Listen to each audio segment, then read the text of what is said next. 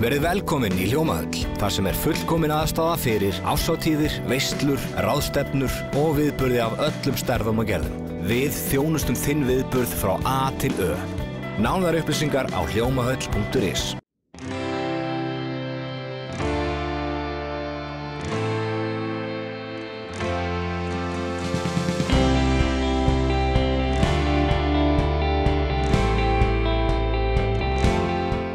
Sæl og verið velkomin í Suðurnesja Magasín í sumarbyrjun. Þátturinn af þessu sinni verður óhefðbundinn en enga síður skemmtilegur því hann helgaður fyrstu opinberu heimsókn forsetahjónanna þeirra Guðna T.H. Jóhannessonar og Elísu Rít til Reykjanesbæjar. Þau komu í 2 daga heimsókn og kynntu sér margbreytilegt og frísklegt mannlífið í Reykjanesbæ. Að heimsókn lokinni settust þau niður með okkur og sögðu hvað þeim fannst fólkið og fjörið í þessu vaxandi samfélagi. Kæra forsetahjón, velkomin í viðtal hjá okkur á Víkursettum. Gaman að fá okkur á svæðið. Takk fyrir. Já, takk. Það ansi langt síðan að forseti Íslands kom í opinbera heimsókn til Suðurnesja, til einhvers bæjarfélags, en við höldum að það sé svona hafi verið að hálf opinber heimsókn á gömlum forvera þínum, Sveini Björnssyni, það ekki rétt? Jú, það hefur verið með hans fyrstu embættisverkum, liggur mig við að segja. Hann kemur í opinbera heimsókn til Keflavíkur í september 1944 þegar lýðveldið einungis nokkurra vikna gamalt. Auðvitað hafa forsetar síðan komið hingað í opinberum erindagjörðum við vígslu, spítala eða við afmælishátíðir en þetta var í það minnsta fyrsta heimsóknin og sko það náttúrulega gaman að bera saman bæjarfélag þá og nú, tíðarandan. Ég get ímyndað mér að þegar bæjarbúar tók á móti Sveini þarna í september 44 hafi það kannski verið í eitt af fáum skiptum, ef ekki eina skiptið, sem fólk átti þess jafnvel kost að sjá forsetann sinn. Því þar var ekki sjónvarp og allur bragur embættisins dálítið annar. En hér erum við og höfum virkilega notið heimsóknarinnar, verið vel tekið á móti okkur hvert sem við fórum og förum hérna með margar góða minningar. Mörg handtök og svona, Elísa, hvernig upplifir þú Reykjanesbæ? Já, bara mjög vel. Þetta búin að vera mjög gaman eins og Guðni að segja og ég á kannski ekki að breyta orðaforði á íslensku til að finna alveg rétta lýsingorð yfir þessu en þetta að sjálfsögðu alltaf þetta bara svo mikið forrættið í að fá það tækifæri til að hitta svo mörg fólk og taka hendina á svo mörg eins og að segja í þessu fjölbreyttan starf og það sem ég tel að eitt svona stóra kostur svo skemmtilegt að heimsækja alls staðar að sjá hversu mikið fólk að leggja fram í samfélagið sitt bara í bænum. Þeir gefa svo mikið tíma af þér á málum sem hvað myndi segja Guðni, brenna í hjartana á þeim og þetta svo gefandi að sjá, maður bara fer frá þessi heimsóknir bara svo bjartsýn fyrir framtíðin. En hvað eins og þegar þú nú búin að vera að hitta, ég búin að fylgja ykkur hérna í 2 daga og fólk alveg þyrpist að ykkur, hvað fólk búin að spyrja þig til dæmis, eitthvað sem situr í huganum eða fólk bara að heilsa og gaman að heilsa þér, eða þannig? Já, það það. Eitt sem ég man alltaf, því að þegar ég var krakki, það var mamma og pappi alltaf að leggja mikið áherslu að taka hendina á fólk og horfa bara beint til augnans á þeim og vera bara sterkur með að taka hendina á fólkinu og það alltaf 100% þannig hjá okkur þegar við hitta fólk hér. Það ekki allt staðar erlendis sem þetta bara þannig. Íslendingar kunna að heilsa. Já, alveg. En þá líka að kenna krökkum það, munið þið það? Að kenna krökkum að heilsa þéttingsfast, ekki þannig að þú sért að brjóta bein í höndum fólks en þéttingsfast handtak til merkis traust og vináttu og horfa í augun á fólki. Einmitt. Svo líka traust og vináttu í selfie. Þú ert búin að vera í mörgum sjálfur. Jú, það hinni nýji bragur embættisins, gott dæmi það. Sveinn Björnsson engin sjálfa til af Sveini Björnssyni, þykist ég vita. En það bara gaman að því og hér á Nesvöllum sáum við líka á fundum að fólk ber mikla virðingu fyrir embættinu, kemur hér upp á klætt og heilsar okkur af innileik og virðingu og krakkarnir gera það svo líka en bara á sinn hátt Þeir segja kannski, heyrðu forseti, má ég fá mynd af mér með þér? og það vantar ekkert upp á virðinguna þannig lagað en það eru auðvitað önnur kynslóð með aðrar væntingar og önnur svona viðhorf til embættisins. Krakkar líka spyrja erfiðasta spurningar. Já, einmitt, já. Jú, hvernig að vera forseti? Þið fengu nú nokkrar, eða sérstaklega þú, fengu nú alveg svona pínu erfiðar spurningar í fjölbrautaskólanum. Já, ég man eftir því. Við vorum spurð kísilverið, við erum spurð málefni hælisleitenda eða fólks sem leitar verndar og þar fram eftir göttunum og auðvitað er það alveg sjálfsagt. Það má ekki bara vera þannig að ég sé spurður að því af hverju ég vil ekki ananas á pítsu eða eitthvað svona sem er gaman líka en alvara lífsins er nú hérna til staðar og við þurfum að taka á þeim spurningum líka. Þetta sveitafélag og sveitafélagin hér á Suðurnesjum hafa þurft að þola svona nokkur högg í gegnum undanförnum áratugum. Brottflutningu varnarliðsins sem var einn stærsti, ef ekki stærsti vinnuveitandi á Suðurnesjum. Og í gamla daga kom fólk til Keflavíkur til þess að fara að vinna á hernum og reyndar einnig á sjónum. Og svo kemur bankahrunið þannig að búið að vera svona og svo er svona pínu smá áfall núna þegar Vá féll. Hvernig upplifið þið svona tónin í fólki? Við hérna fólkið á svæðinu og við höfum þurft að svona vinna okkur út úr þessu. Hvaða tilfinningu hefur þú Guðni svona fyrir því?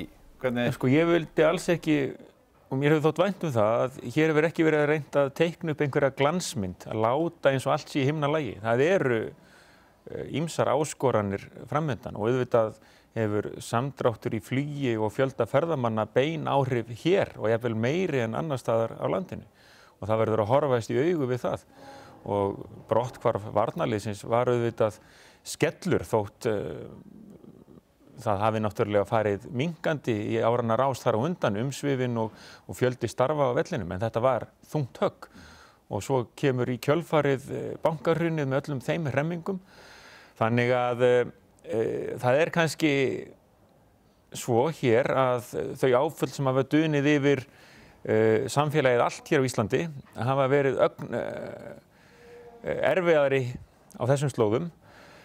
En leið held ég að fólk sé hér í þeim gír, skulum við segja, að takast á við vandann og blessunarlega er það nú svo að fjárhagsstaða sveitarfélagsins hefur skánað og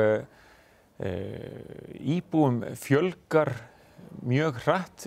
Annars staðar væri það sko svona öfundsvert áhyggjuefni. Hér eru vaxtarverkir frekar en samdráttarverkir og það þarf þá bara að eiga við það. Þannig að ég held að fólk geti verið bjartsýnt hér og það eru áform ný íbúðahverfi og Ásbrú. Það er svo mörg tækifæri þar, það þarf bara að spila rétt úr þeim. Nú nýsköpun, við fórum þarna upp eftir og sáum allskyns nýsköpunarfyrirtæki.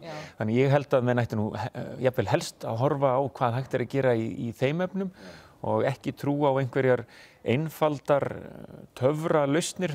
Þær geta oft reynst svikular. Ég sá að þú varst nú mjög áhugasöm eins og í heimsókn hjá Fítu sem er með frumkvöðlafyrirtæki, Geosílíka. Og það eru nokkra konar á Suðurnesjum sem hafa verið í góðir frumkvöðlar. Já, sérstaklega og auðvitað Fíta líka kona af erlendum upprunnin. Já, akkurat, það spyrjaði mig þetta nú. Og það er að sjálfsögðu ég get sagt kannski einstök áskoranir fyrir fólk sem eru ekki með þessi tengslanetti sem innfædd Íslendingar séu með, ekki síst tungumálinu. Og þetta er bara mjög mikilvægt finnst mér að hafa fyrirmyndar eins og Fíta sem getur sýnt að það sé bara í lagi að maður þarf að vinna mjög mikið að þessu og að búin að heyra sögu hennar til dæmis, hversu mikið, hversu nær hún var til að bara gefast upp af því að það var bara svo mikið áskorunir sem fellur frá. Merkileg saga í hennar æsku. Já, að sjálfsögðu og mér finnst það bara mikilvægt að hafa fólk eins og henni til fyrirmyndar svo við getum bara sé að þetta sé bara, það er pláss fyrir okkur öll í þessi samfélagi. Það er auðvitað eitt einkenni á Reykjanesbæ núna, umtalsverði fjöldi fólks af erlendum uppruna og fjórðungur eða svo mun ég rétt og nú ég að reyna að muna það sem ég sagði í ræðunni minni, sko. Það eru 10 leikskólar, 6 grunnskólar og 30 tungumál töluð og þessum staðreyndum eigum við bara að snúa þannig að þær séu okkur í hag. Nýta þann styrk sem felst í því að eiga mannauð þar sem fólk talar ólík tungumál og getur nýtt þau. En leið auðvitað það þannig að þeir sem hér vilja búa til frambúðar vita það bara sjálfur, finna á eigin skinni að maður verður að læra að minnstu kosti eitthvað í tungumálinu. Annars maður alltaf eins og maður sé gestur í heimsókn. Og þá hvílir líka svo skylda á okkur, á samfélaginu, á sveitarfélaginu, á stjórnvöldum, skólakerfinu og bara okkur sem einstaklingum að hjálpa til, gefa fólki færi á að læra íslensku, svara á íslensku þegar einhver segir til dæmis, manstu, þú segir alltaf söguna Elísa, sko, þegar segir ég að læra íslensku. Og panta það minnstu kosti 5, af því að annars maður það fekk að ruglast með 4, 4 og allt þetta. En þá eru sko vingjarnlegir, góðgjarnir Íslendingar oft þannig að þeir segja já, en yndislegt, þú ert að læra íslensku, en ég heyri að þú talar ekki nógu vel. Let us speak English then. Og það bara óþarfa hindrun. Og við þeim að vera svo stolt og ánað yfir því, finnst mér að það fólk út í heimi sem ætlar að leggja það á sig að læra þetta tungumál. Og reyndar, ég ætlaði að fara að segja að þetta erfiða tungumál, og þetta erfitt, en það ekkert erfiðar en mörg önnur tungumál. Og þú veist, það svo mörg innflytjendur hér sem talar, þú veist, 5-6 tungumál og alls konar tungumál sem allt annað en þessi svona evrópsku tungumál. Og það hlýtur ekki að vera miklu erfiðara. En ég veit eigin reynslu að þegar maður kemur hér til að vera, maður sjálfsög vill bara leggja eins mikið fram til samfélagsins sem hægt koma sjálfa sér inn í samfélaginu, byggja sitt eigið tengslanett hér og við sem samfélag held ég það skilin til að hjálpa nýjir Íslendingur eða innflytjendur að gera einmitt það og já, eins og Guðni var að segja, hlutur af þetta tungumálinu, en líka að hugsa aðeins fyrir utan ramma ef maður reyna að finna starfsmenn eða félagar og kannski láta fólk vita það sem í boði fyrir börnum þeirra í tómstundir og allt þetta og hefðir hér. Ég kannski að fara aðeins út hér en ég man þegar elstu sonun okkar var í leikskólanum í fyrsta árin og það var send tölvupóst sem kvöldur áður öskudagsbúningur og ég var ekki með hugmynd að það að mæta í skólanum í búningum. Þau stóðu bara svo stressuð þessa næsta dag og bara einföld hlutir eins og þetta sem kannski liggur ekki í augum uppi fyrir fólkinu gott að hugsa allt þetta.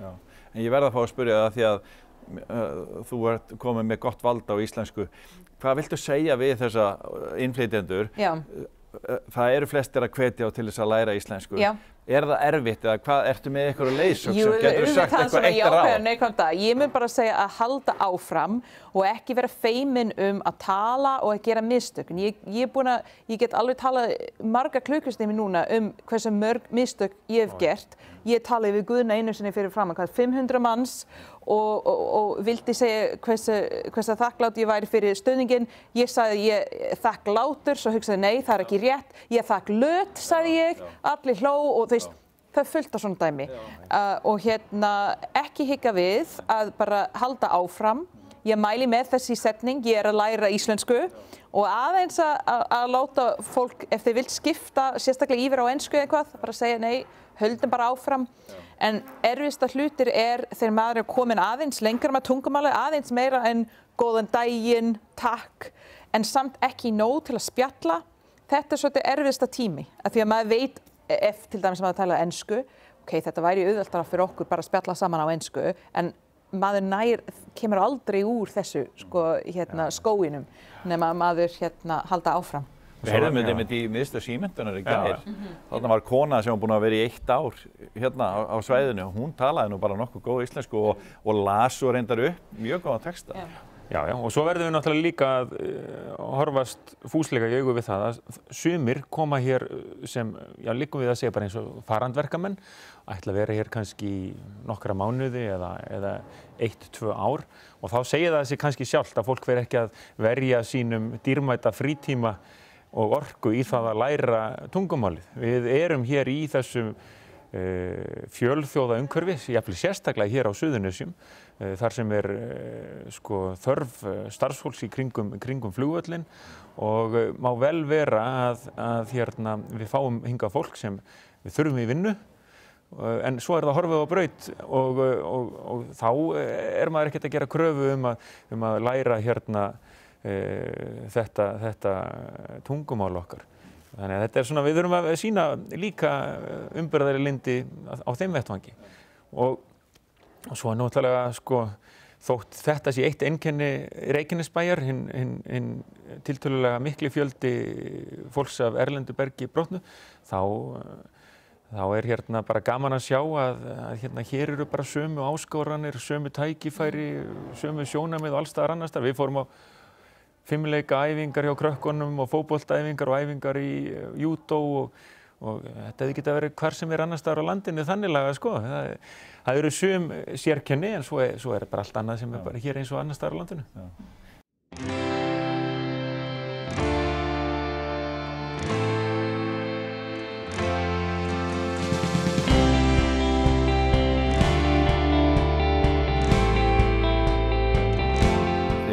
Fullt af börnum og þið komuð í skólamat í gær og ekki börnin eitthvað börnum að fá mat frá þessu ágæta fyrirtæki hérna. Þetta svona sem stofnandi skólamatar Axel Jónsson, hann svona einn af frumkvöðlum í rauninni að hafa séð að búið til mat fyrir skólabörn og leikskólabörn. Já, og við kvörtum ekki og ekki heldur krakkarnir sko. Maður sá líka að þarna var gott dæmi það að fólk leggur sig fram og sýnir fagmennsku og metnað og það skila sér í góðri afurð.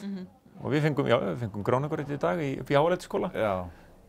En svo náttúrulega var gaman í gæra 50 þegar þið eru viðstödd við opnun á listahátíð barna. Þannig að það var svakalega mikið fjör. Gaman. Það var bara svo og þessar sýningar sem þau eru búin að gera úr hlutum sem eiga að fara í grænutunnuna, endurunna, fannst ykkur þetta ekki skemmtilegt? Manstu hvað varum að tala hérna eins og skvísurnar og... Já, það bara hægt að gera alls konar úr þessu og bara sjá því börnin hugsar alltaf svo mikið aðeins fyrir utan ramma og hérna lætur ekki endilega svona veruleikann stoppa sig. Þetta var bara svo frábært að sjá, líka skemmtilegt að sjá börnina á eftir reyna að leita eftir þeirra verkefni. Já. Og líka bara umgjörðin, dúshús, hvernig þau hafa verið gerð upp og hvernig hægt að segja sögu staðarins. Og eins og við byrjum að tala sko, hvernig þróunin hefur verið hérna. Sko Keflavík, bara fram yfir miðbik síðust aldar skulum við segja, nú er ég engin sérfræðingur sögu Keflavíkur eða Njarðvíkur. Þessi staðir reiddu sér náttúrulega útgerð, þetta voru útgerðarbæir, útgerðarpláss. Fastir sóttu sjóinn og sækja hann enn, þetta eru Suðurnesja menn í hnotskurn og svo kemur völlurinn með öllum sínum tækifærum og breytingum og nú er útgerð ekki undirstaðan hér eins og áður var og svo náttúrulega ef við horfum aftur í aldir þá er það útgerð hérna sem er undirstaðan og að því leytinu til skera Suðurnesin sig kannski aðeins frá flestum öðrum hlutum landsins. Talandi þessi mál sem eru sérkenni á svæðinu, það hefur löngu verið sagt að það hafi liðið fyrir til dæmis að varnarliðið var hérna sem var mjög góður vinnuveitandi og borgaði gott kaup en þú þurftir ekki mjög mikla menntun. Þannig að það er eina ástæðan fyrir því að menntunarstigi var til dæmis lægra hérna. En nú voru þið til dæmis í Keili og búin að heimsækja fleiri skóla og svona. Nú voru þið búin að fá upplýsingar þetta? Hjálmar búin að segja í dag að það er búin að hækka í síðasta 5 ár frá 22%. Já, einmitt sem er meira... Mikil hækkun að háskólamenntuðu fólki. Já, í stuttan tíma. Kannski var það með þannig sko að völlurinn varð til þess að þar voru atvinnutækifæri sem voru til staðar og þá kannski minnkaði þörfin á eða viljinn eða áhuginn á að leita sér menntunar og þar fram eftir göttunum. Við sáum það og svo hverfur varnarliðið og eftir stendur fólk án atvinnu og jafnvel án nægilegar menntunar til þess að leita að vinnu annar staðar. En þá einmitt held ég að Keilir hafi komið sterkur inn. Já. En við lærum til dæmis líka í gær í menntaskóla Suðurnesja hvernig það var búin að hækka stúdentar eftir hrunið, í fjölbrautaskóla, já. Hversu mikið það var búin að hækka, þau voru að stytta stúdentsnámi í 3 ár. Já, það líka. Og svo eins og að hefjast eins og að byrja núna upp í Keili, nám í tölvuleikagerð og þá fyrir maður kannski að hugsa tölvuleikagerð. Ég meina við höfum nám í kvikmyndagerð, við höfum nám í, það eru bókmenntir og ritlist og tölvuleikur bara ný tegund afþreyingar, rétt eins og bókmenntir voru á sínum tíma og kvikmyndir svo og auðvitað frábært að við höfum leið til þess að kenna þessa iðju því að tölvuleikir ekki að fara neitt. Risastóri iðnaður út í heimi. Ja, akkurat. Þannig að þetta finnst mér flott. Og allt skólakerfið og þarf náttúrulega að taka mið af þörfum samfélagsins, óskum nemendanna. Auðvitað þurfum við hennan kjarna, eins og krakkarnir í tölvuleikjanáminu, þeir þurfa að læra íslensku og ensku og hvaðina, bara eins og hvert annað stúdentspróf. En það þarf að vera sveigjanleiki því að ekkert samfélag lifir óbreytt. Stöðnun að finna illa. Við viljum auðvitað halda í það sem gott og gilt en leið þróast og breytast og batna. Og þið fóruð og heimsóttuð unga íþróttamenn, íþróttafólk fullt af heim í Fjölnótahúsinu og Guðni var vinsæll. Skrifa á okkur gaf einskala ég held mér leiði eins og bara Eiði Smára eða Margréti Láru eða einhverjum svona hetjum en bara gaman að því og við erum svo sem ekki að koma þarna inn í fyrsta skipti, það eru fótboltamót sem við höfum sótt þarna og í svona samfélagi hvað þarf? Í góðu samfélagi, hvað þarf? Við þurfum að hafa atvinnu, að sjálfsögðu. Við þurfum að hafa þessar grunnstoðir, skólakerfi, heilsugæslu og leikskóla og dvalarheimili fyrir aldraða og þar fram eftir götunum. En svo þurfum við líka að hafa fyrir krakkana og líka fullorðið fólk. Við þurfum að hafa tómstundir. Og horfum að því að við vorum í þessum heimsóknum, vorum í þessum æfingum öllum saman. Ef við getum veitt krökkunum tækifæri til að sýna hvað í þeim býr, eflast að sjálfstrausti, skilja eðli samvinnu og bera virðingu fyrir öðrum, þá erum við að hjálpa til við að búa til góða einstaklinga út fyrir æfingatíman og út fyrir völlin sjálfan. Það gaman alltaf þegar við eignumst afreksfólk í íþróttum eins og raun ber vitni hér í Reykjanesbæ en grundvöllur alls íþrótta og ungmennastarfs á að vera sá að leyfa öllum að njóta sín á eigin forsendum, leyfa öllum að vera með og hjálpa fólki að finna sína eigin styrkleika og að vinna í hóp eins og ég var að segja og það sýnist mér vel gert hérna og þetta gildi líka tónlistastarfið. Hér erum við með frábæran tónlistaskóla og mér var sagt að í árunum erfiðu eftir hrun þá var ekki skorið fyrst niður það sem kannski lá beinast við höggi að láta tónlistaskólan gelda þess menn héldu tónlistaskólanum eins og hann var og eldan ef eitthvað og það skila sér í því að við búum til að hjálpum til að búa til einstaklinga, ungmenni sem fá að eflast, fá að finna þessu ég góð í eða þessu ég góður í og það bara skila sér, óbeint og beint. Þeir eru horfið tilbaka núna, búin að vera hérna í 2 daga og kynnast atvinnulífinu, menningunni, menntuninni. Þið voruð að skoða dósasel og hæfingastöðuna, hluti sem að kannski fengu ekki mikla athygli í gamla daga. Við erum öll í sama liði og við erum hér samfélag og við eigum að hjálpast að og við eigum að leyfa öllum að njóta sín og láta alla finna að þeir njóti virðingar í samfélaginu og þess vegna var gaman að fara á þessa staði sem þú nefndir og finna hlýtt viðmót fólks og þar fyrir utan dósasel nú bara mikilvægur hluti í þessari keðju samfélagsins og upp á Ásbrú þarna þar sem við vorum, þar hægt að framleiða vörur sem koma að gagni þannig að þetta er ekki þannig að þetta er ekki svo að það sé einhver gæska sem býr að baki, það er líka hagnýtt gildi og nauðsynlegur hluti samfélagsins þannig að við höfum bara gaman að því að kynna okkur þá starfsemi eins og aðra. að fólk með skerta starfsgetu geti samt gert gagn. Já, og eins og við sjáum hérna í Fjölsmiðjunni, það er svo auðvelt núna því miður fyrir ungt fólk að svona detta aðeins út úr samfélaginu, að snúa sólarhringnum við, jafnvel nú er ég bara búa til einhverja ímyndaða mynd einhvers einstaklings sem fer að spila tölvuleiki, fer að horfa á bíómyndir eða þætti fram eftir nóttu, næri ekki að vakna til að vera í skólan, flosnast upp úr námi, búin að snúa sólarhringnum við og þarf smá aðstoð til þess að koma sér aftur á trú bara. Á trú, já, sjálfsvirðingu.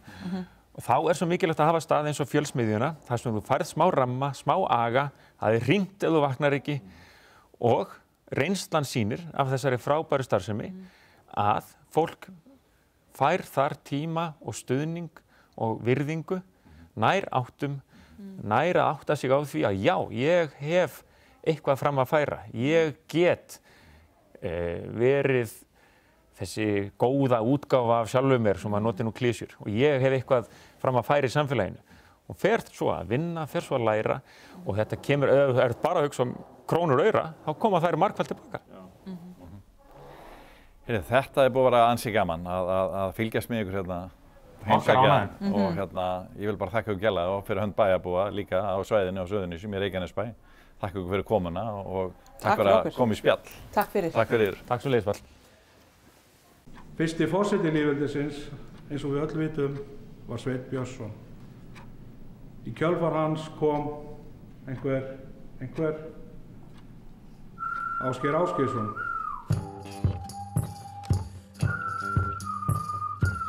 Við komum til móts við þig. Spennandi og fjölbreytt nám lagað að þínum þörfum. Kynntu þér málið á keilir.net. Leiðum við þökkum ykkur fyrir áhorfið. Minnum við á aðra miðla fjölmiðilsins Víkur frétta. Við höfum gefið út vikulegt fréttablað í tæp 40 ár, en því er dreift ókeypis öll Suðurnes í nærri 10.000 eintökum. Við erum á veraldarvefnum. Víkurfréttavefurinn vaff.is er með fréttir frá Suðurnesjum alla daga og fyrir kylfinga þá bjóðum við golffréttir alla daga líka á kylfingur.is. Þennan þátt og eldri þætti má sjá á vaff.is og hringbraut.is. Að lokum minnum við á nýja þáttaröð okkar Suður með sjó sem sýnd á sunnudagskvöldum. Takk fyrir okkur, verið sæl.